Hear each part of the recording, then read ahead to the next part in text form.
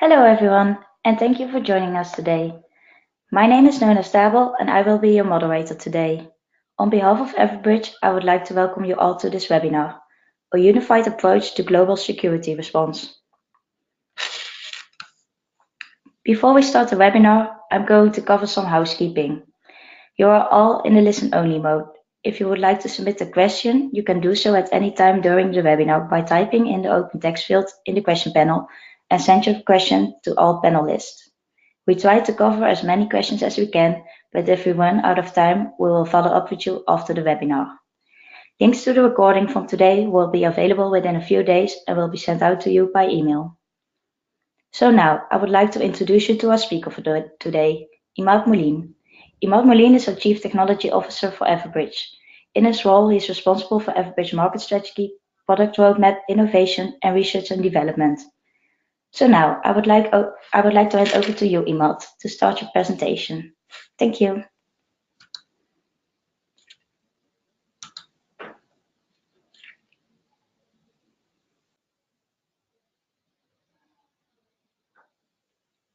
So today we're going to talk about a unified approach to global security and incident response. We're going to start fairly slowly with some fairly simple concepts, hopefully. So stick with us. Things will get a little bit more aspirational towards the end. We will start with a couple of just definitions. But let's start with the concept of critical events. These are all of these bad things that are happening on a consistent basis these days, 24/7. Here, of course, we're talking about workplace violence and active assailants and risks to travelers and potentially even things that may disrupt your supply chain or even, in some cases, IT outages. And if you're more on the security side and are wondering why an IT outage might be part of this topic, please just hang in there. We'll get there. But again, the point here is that there are a lot of disruptive things that may be happening around the country, around the globe, wherever you do business all the time. And it doesn't look like that trend is reversing anytime soon. So this is the moment where we start with things that are very, very simple. So we're going to go back to this simple value proposition a few times. Idea here is that there are good things and there are bad things, right? So the good things are the things that you care about, the things that make your organization work, the things that make your organization, your people, your assets, things that you count on. The bad things are those things that you worry about. And these will be risk events that we'll discuss in a bit more detail. So a critical event typically is, very simply, when one of those bad things is impacting one of the things that you care about. And the whole idea is you want to know about it and then do something about it. So if I were to go one step further, I would simply replace the good things with your assets, the bad things with risk events. To go one step further, generally speaking, those assets, those things you care about, usually start with your people. Then you may have your buildings, facilities, branch offices, etc. Certainly your entire supply chain, including the routes that connect you and your suppliers. And again, this can be physical or digital.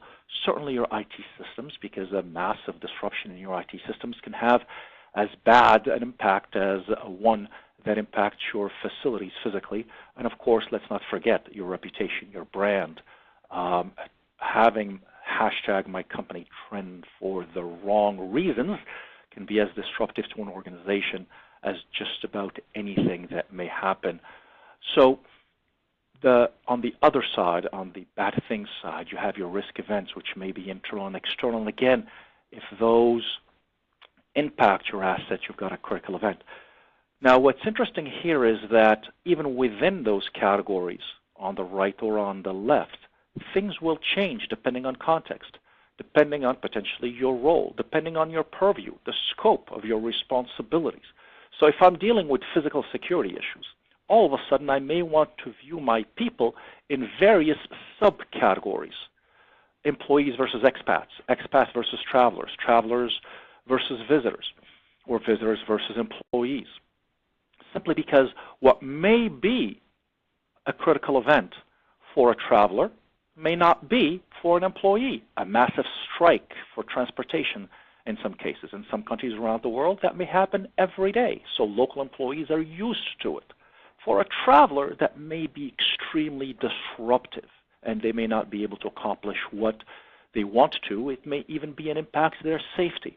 So again, depending on the type of risk event, the categorization of people, of buildings and facilities, may have an impact as to whether a mere risk event is going to turn into a critical event or not.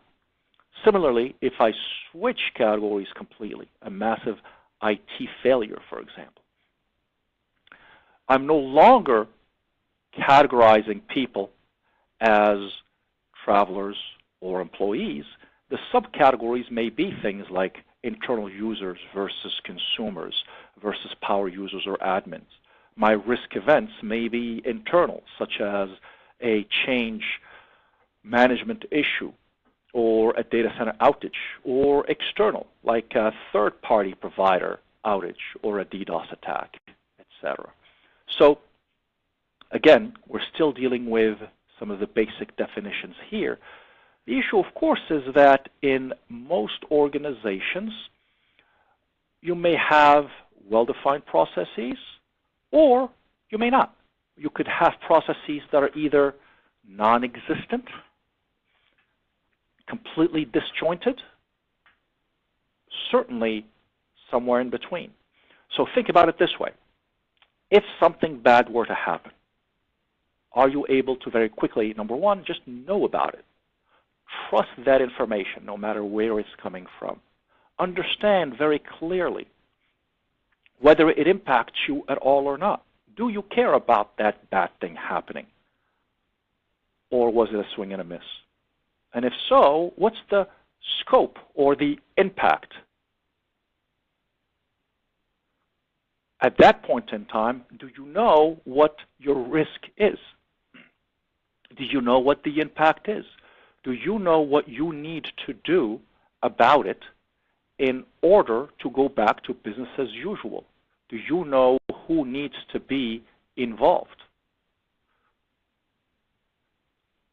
Those are good questions to ask yourselves and see whether there is a reason for you to consider a more streamlined approach to managing critical events. Typically, the reason for this might be that your organization is siloed, that a lot of the data that you're seeing may be noisy, that you may not necessarily have a handle on all of your assets, all of your people, especially if they're in transit. And ultimately, from an internal perspective, you may not have the right information, the right plans to make decisions at the right time. That may make any type of resolution, any type of overall incident response somewhat slower, in some cases muddled or unclear, and unfortunately, in most cases, reactive as opposed to proactive, which certainly means that it's going to have an impact on how quickly you can resolve issues. And we certainly all know where this is going to lead, depending on the type of organization that you're leading, right? Certainly, if we're dealing with the health and safety issues, that may mean that more employees are at risk. If we're dealing with a security issue that impacts the operations of your organization, that means that the disruption may last longer, which of course may have an impact on your customers, be they internal and external, their confidence in you and your organization. And certainly in, as a worst case scenario, having a direct impact on your revenue, your brand, or whatever the mission of your organization is. So, and unfortunately, this isn't the sort of thing that we could just wait for or hope it doesn't happen. These types of issues, of critical events, are costly, happen more and more frequently, are known to the outside world much more quickly and certainly have quite a bit of real costs associated with them. So that was just a little bit of a setup. What I'd like to move to right now is a set of just best practices, and we'll throw in a little bit of data here and there. So these are 9 best practices. We're not talking about any particular framework. I will very briefly mention one particular framework we like here at Everbridge at the very end. But as I mentioned before, some of these best practices may seem simple, elementary even, at least at the beginning. But again, feel free to roll your eyes, but stick with me because we'll be building upon those simple best practices and describing some slightly more complex ones that you may even deem to be somewhat aspirational. So let's start with number 1. Number 1 is, guess what? Just have a plan.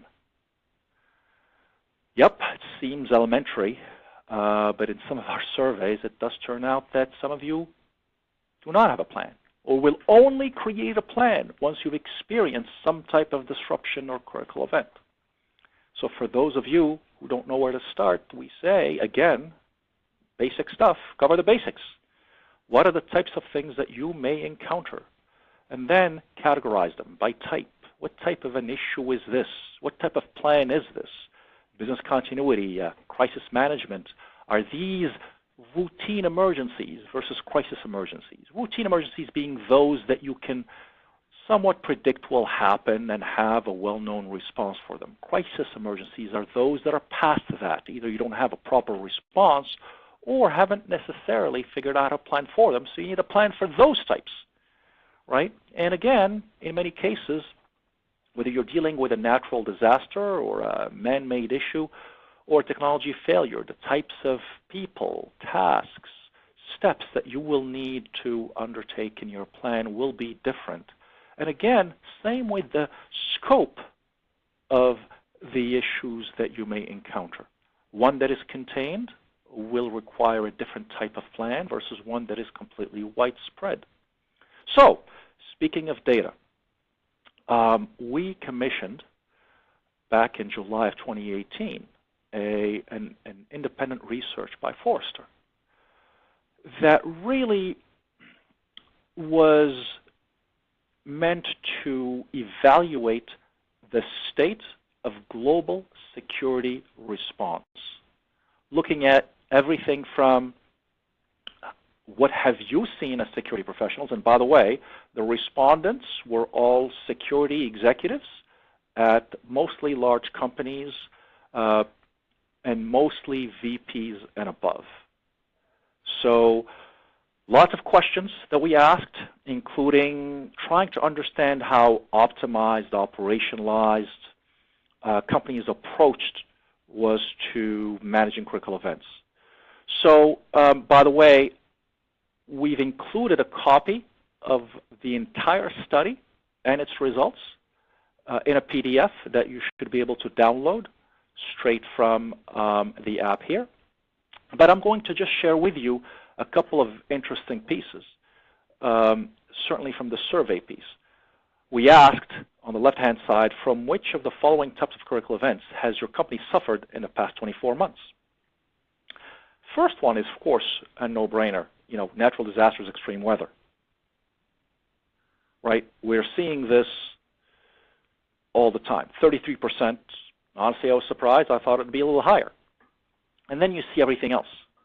Right? So for those of you asking, why are we dealing with IT failures here? Well, it's because you have told us that you view those as security failures, as security issues as well. Your peers. So IT failures, cyber attacks, executive protection threats, brand and reputational crises, and then you go down to the bottom, and fortunately, things like terrorism or active terror or active shooter are at 14% and 11%. Still very, very high. for just the last 24 months. Now, if you go back on the right-hand side, we asked a separate question, a follow-on question, right? Thinking back to the critical events your organization has faced in the past 24 months, how severe was the impact overall in each of the following categories? And we asked for those that are either severe or large impact. So number one was customer safety, 59%. Another 59% for employee safety. And you're seeing all of the ones down the list, from brand and reputation, revenue, executive protection, VIP safety, etc. So these critical events are real. They're impactful. They go across, they run across the gamut. You are reporting those to us. You're telling us that you're experiencing them, that they are frequent, and that they are impactful. So that's why having that plan, at least covering these categories,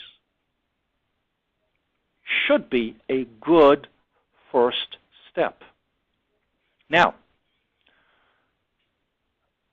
this report, as I mentioned before, is available to you through a download. Please take a look at it. Always happy to discuss some of the findings in more detail offline whenever you would like. Planning, of course, is important. However, there's always going to be a gap between planning and executing. I'm sure you've all heard of some variant of the famous quote that plans are useless, but planning is essential. Point here is that there's going to be a gap between the plan and the execution, the planning and the executing. The amount of activity that happens left of boom tends to be somewhat timid compared to what you'll actually see when you're finally going through an incident response process. We'll go back to this a little bit later on, but please remember this as to how much activity you're going to need to go through as part of the response on an emergency basis, the follow-on crisis management processes, and of course the business recovery. So maintaining some level of flexibility, of agility, as you find out what's happening on the ground is going to be key. So let's move on to the next best practice. And this one is really more about establishing a cross-domain approach. And I'm going to set it up by simply asking a couple of simple questions. A hurricane's headed your way, which, if you're a distributed multinational, may be happening multiple times a day. And you happen to have a data center there. So let me ask, what type of an issue is this that we're dealing with? Is this a security issue? Security or life and safety issue? Is this an IT issue? Is this a business continuity issue? Hurricane headed your way, and oh, by the way, amongst your many assets, there may be a data center there. Well, you know, I think he probably guessed the answer, not that complicated. The answer is D, all of the above, potentially. Now let's look at it the other way around. I've got a business critical application that has experienced a cyber attack. What type of an issue is this? Is this a security issue, an InfoSec issue, an IT issue, a BC issue? Of course, it's all of the above. So what does that mean from a planning perspective? Sure, you probably have to have a plan for each one of these. But what's also important is to build the appropriate relationships within your organizations. You know, each of you have a different org structure. Some of you have the CISO reporting to the CSO. Some of you have the CISO reporting to the CIO. Some of you have all of those be completely separate. But the key is, in just about any type of situation that you see coming in, there's likely going to be some type of overlap in roles and responsibilities. A civil unrest issue is going to be a security issue and a business continuity issue, right? The cyber attack will be somewhere in the middle. Security, IT, InfoSec, business continuity, depending on the overall impact, et cetera, et cetera. The key is you cannot hope to achieve the appropriate type of response once this situation is underway. The relationships, the cross-domain planning needs to have happened long beforehand. Otherwise, the best that you can hope for is that you will be reactive and ultimately not nearly as successful as you would really want to be. So build those relationships, build those partnerships. Think about incident response in a cross-domain way. That hurricane headed towards you is going to be and require a business continuity plan, a life and safety plan, a security plan, a supply chain disruption plan, an IT and disaster recovery plan. So, first, have a plan. 2, build the appropriate cross-domain partnerships and relationships to ensure that these plans can work not in silos, but across the different departments. Now, 3, we're going to move on to the bad things. What you have to line up is all of your data sources, those that can tell you when something bad has happened. You don't want to be relying on watching CNN or Fox News or BBC to try to figure out if you should be worried about something happening. So we like to categorize those risk data sources into 3 distinct categories. One is the alert sources, sources that will tell you that something bad has happened somewhere around the world. So it could be that a hurricane is headed your way, that a bomb has exploded somewhere, that there is an active assailant somewhere, or that an earthquake has just hit a particular area.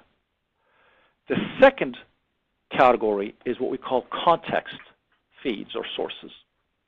Now, these are the sources that aren't going to tell you that something bad has happened, but these are the sources that you rely on to gain a deeper situational intelligence understanding of what's going on, better situational awareness.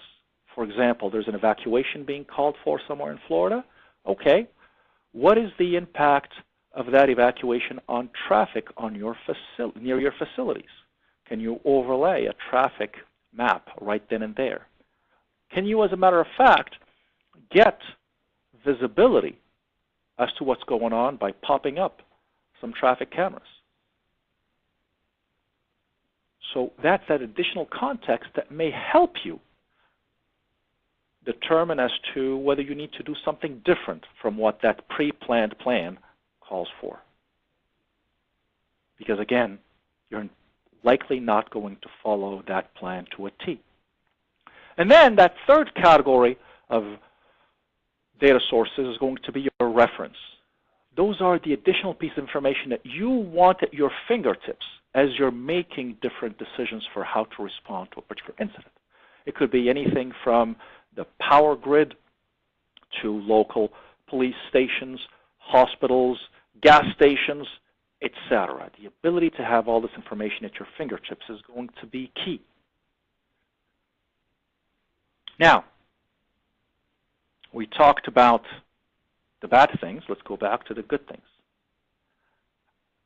So for number 4, a plan isn't going to be very useful without you identifying what's critical to your organizations.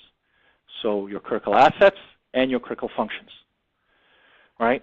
And again, I'm talking about doing this beyond going into your BIAs, et cetera, et cetera. This is a much more operational view of identifying your critical assets and functions that needs to be as real-time as possible, going from knowing who your employees are and where they belong to your visitors, your offices, your facilities, your supply routes, etc. From a use case perspective, understand how those impact your employee life and safety, continuity of your operations, all of your critical IT services, and even your supply chains. And do not forget about your brand. because again, the impact that that can have on an organization can be, in some cases, bigger than a physical security event. So identify them. And once you identify them, you've got to be able to locate them. And here, we're not just talking about the people who are impacted. As a matter of fact, I'm going to put those third on the list. Right? The first one, the first set of stakeholders that you need to be able to very, very quickly identify and locate are those who can help. And that needs to be context dependent. It needs to be dependent on the situation, on the type of event that it is, on its location, on its severity, on its scope. Right? Who is a member of that crisis management team? Do we need to have somebody from the executive team on the phone? Can that team that's on the ground right now be responsible for all the entire command and control? Can they be responsible for all of the business-related decisions, such as shutting down all your operations or all your doors or your website? So who can help? Then, of course, it's who is impacted and who needs to know. You've got to be able to identify them and locate them. And locating them sometimes means understanding a variety of things about them. Identifying them may mean knowing what their skill sets are. It may mean, if they're impacted, what their special needs are. If you need to evacuate a building, do you know if you have anybody who's limited in their mobility or who's power dependent, who will not be able to self-evacuate? Do you have that information at your fingertips? From a location perspective, you may be able to figure out if somebody is supposed to be in a particular location because they're on call or on duty. For those who can help, same thing. You need to know what the duty rosters look like. And again, a plan is going to tell you how aggressive your escalation procedure needs to be so you can get the right people helping out. Furthermore, from a location perspective, you need to go beyond your typical static location awareness capabilities. And static locations meaning I know where employees live, and therefore I know if they're going to be impacted by that wildfire. Or I know what offices they're assigned to, and therefore they're the ones that I'm going to try to reach out to if I need to evacuate that office. You need to go to dynamic locations. You need to know whether those employees are traveling somewhere, whether they're physically in the building because they're swiped their badge, and that you have that knowledge from your physical access control system. The whole point here is you've got that information available to you somewhere within your organization. The question is it at your fingertips? Does it come to you, or do you have to go and try to grab it from 7 different systems? Do you even have the plan with the appropriate permissions that allow you to get to that point? It's good to know which of your employees work and live in London. Do you know which of your employees are also on their way to London, because you need to let them know that there may be an event happening there that is going to impact them? So identify and locate all of the appropriate stakeholders, including, of course, the ones that are impacted. Now, bad things, good things. We've got our plan. We've built the relationships. We've figured out if something bad has happened. And I know where all the things and people that I care about are, so I can figure out whether there is an impact or not. That's what that next step is going to help us do. So,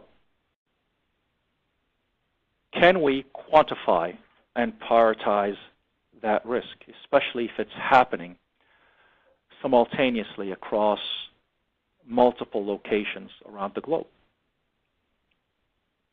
Right? What's the risk to your organization? How high up the priority list should it be? What type of response do you need? Well, you'll need to quantify that risk. It's a fairly straightforward formula, right? Your threat, how big is it? Understanding the timeline. Is it emergent versus dynamic? Is it tactical? or completely strategic. Then what's the vulnerability that you have in your organization? Because, of course, the more vulnerable you are to that type of threat, the higher the risk. And then, of course, you multiply that by the impact. Is it simply one minor office that's unoccupied that's going to be impacted, or is it your headquarters or your main manufacturing facility? Now, to get to the next level, understanding the cultural and geographic differences can make all the difference in the world. Having that local context that tells you that, you know what, maybe in New York, this would be considered a high risk event. But you know what? In London, it's not, or vice versa. So you have to be able to view the threat, the vulnerability, the impact with those geographic differences in mind in order to come up with the right risk quantification. Because that is what's going to help you assess how aggressive a response you will need to have.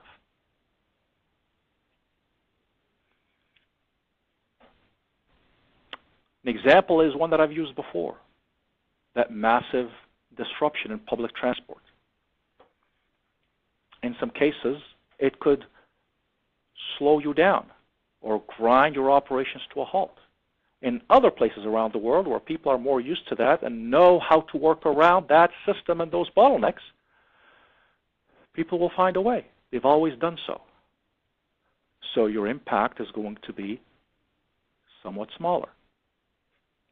In that first example, you know what? Security may need to be involved.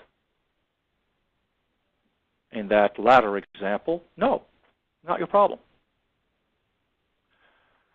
Again, I'm trying to use milder examples here as opposed to anything that has blood and gore associated with it. But hopefully you get the idea. So here we're trying to figure out, again, what that risk looks like. Well, the next thing, of course, is let's see if we can bring everything together. You've got to have a more common operating environment to bring this information all in. As we said before, you'll probably have access to this somehow. All the locations of all your people, all of these data sources, try to bring them together. Manage things not just through some pretty picture where you're bringing all this stuff into a pretty map, but it's got to be a common operating environment. You've got to be able to collaborate with others within the organization to make sure that you're all on the same page. And then start thinking about what tasks are part of your plan that can be automated, that can be orchestrated by the system, that can be ultimately initiated as quickly as possible so nothing falls through the cracks. Make sure that if there are things that are time sensitive, if they cannot wait for human approval, that they can get done quickly. For example, tornado heading towards one of your locations. So what do you do then? Should you get an alert into your GSOC and say, hey, folks, there's a tornado heading towards a location where we have a couple of facilities. Can I get permission to go ahead and order an evacuation? Yeah, sure, go ahead, do that. All right, let me work on that and launch that notification to all those folks. You know, for a tornado, you may have as little as 6 minutes before it actually hits you. If you're lucky, 12.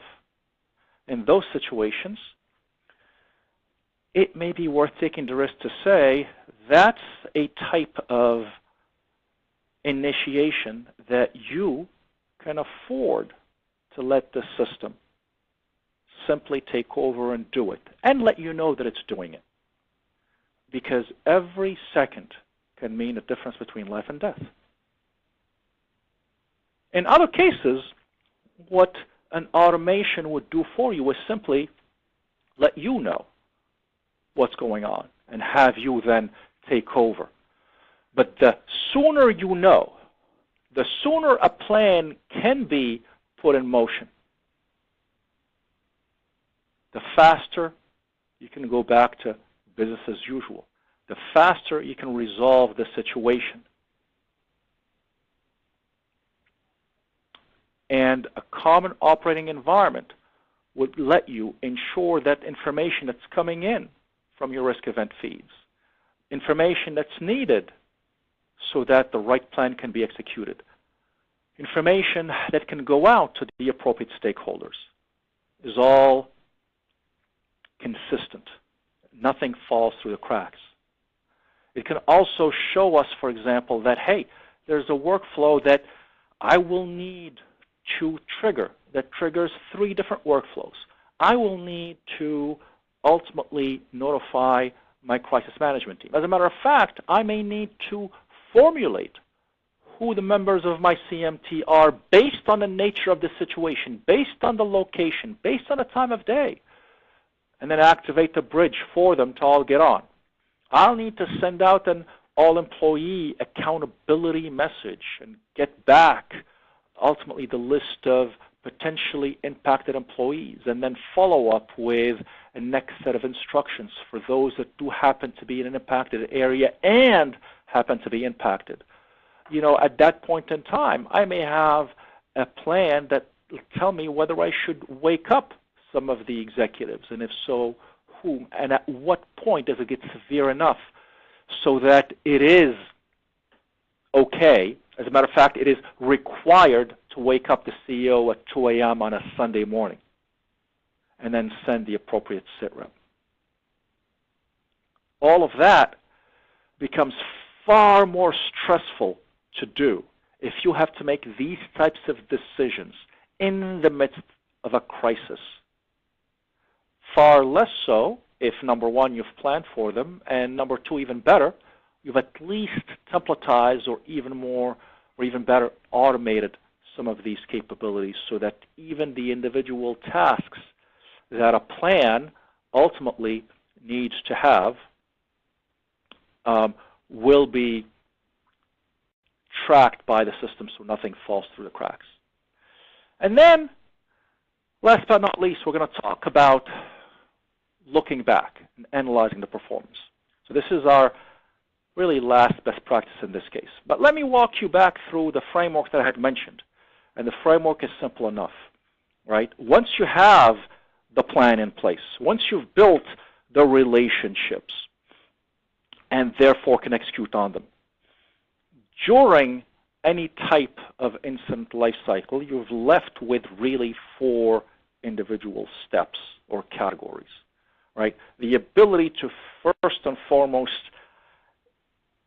detect that something bad has happened and then do that assessment of the event, that contextual assessment that we mentioned a few times.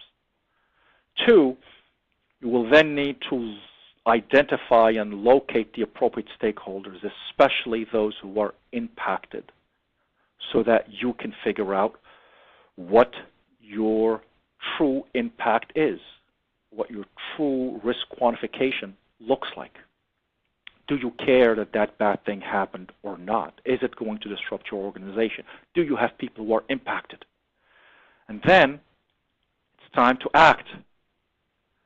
If you have a plan in place, you can have then an initiation of that plan, whether it's simply a communications workflow that goes out and ensure that all the right people are on board, that all the impacted people are okay, or kicking off a plan with individual tasks that can be then managed to ensure that you can go back to business as usual as quickly as possible.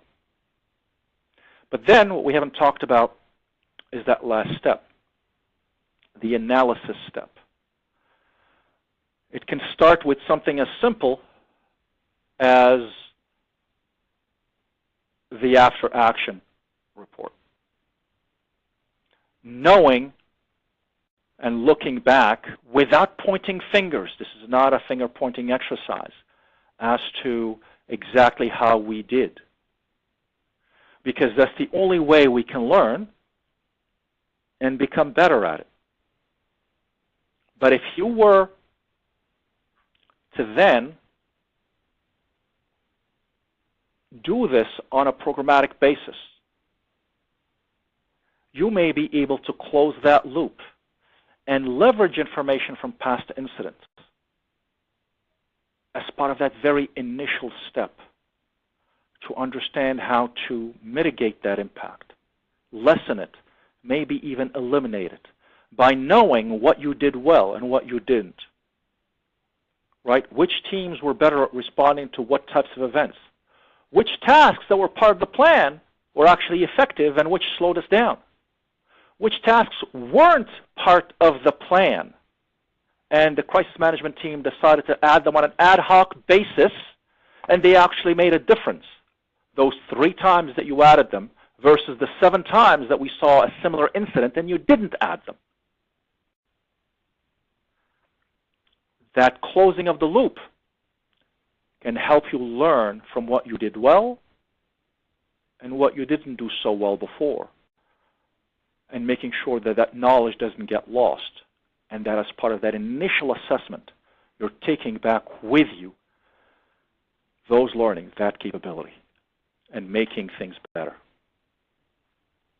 So, those were the 9 best practices, from having a plan, to building the cross-domain relationships, to lining up your data sources, to identifying all of your assets, to being able to locate them, to then quantifying your risk, to ensuring you could manage that incident response through a common operating environment, to automating aspects of the incident response, and then analyzing your performance.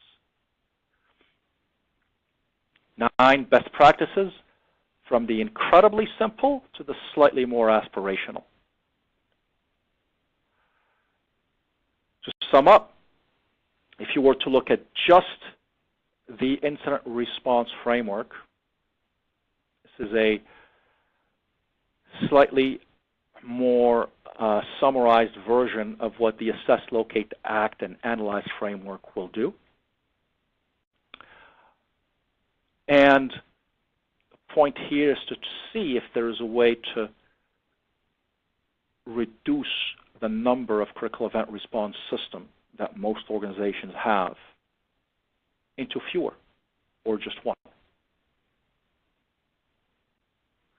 So at this point, I would like to turn it over to the moderators, and so we can look at some of the questions.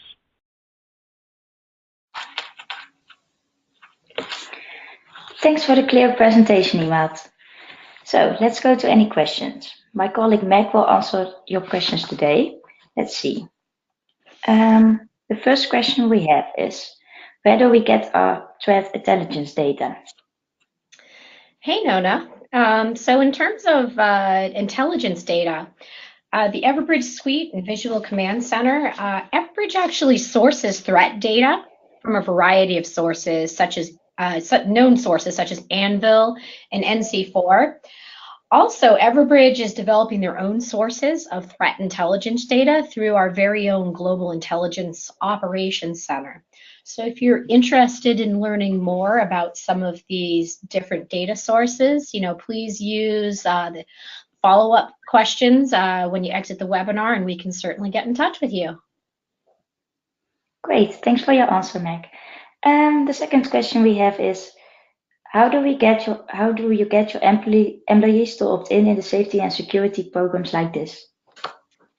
Yeah, there's actually a variety of ways to attain this goal, and I could actually spend an entire webinar talking about this particular point. But, essentially, we believe here at Everbridge that employee awareness is really a critical piece of implementing the Everbridge solution.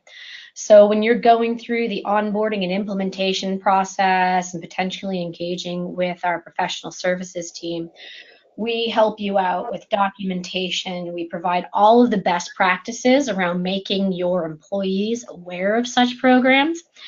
and helping you explain the benefits of opting into them. And if you're interested in more about awareness campaigns, we do have additional webinars that we make available from time to time to our customers on driving adoption of the product. Okay, thanks, Meg. Another question. How can we get a company to invest in creating a proper security response? Yeah, so that's an interesting question because, we really unfortunately live in a reactionary world right now where it often takes a true critical event that impacts us before we tend to take something seriously. But by stressing the need to be proactive when a critical event can happen at a moment's notice, you can start to build a value case. It's a matter of opening a news site and being able to read about, the impact of a recent event, or just considering the downstream effects on your organizations. Put yourself in those shoes and say, what if this happened to my organization?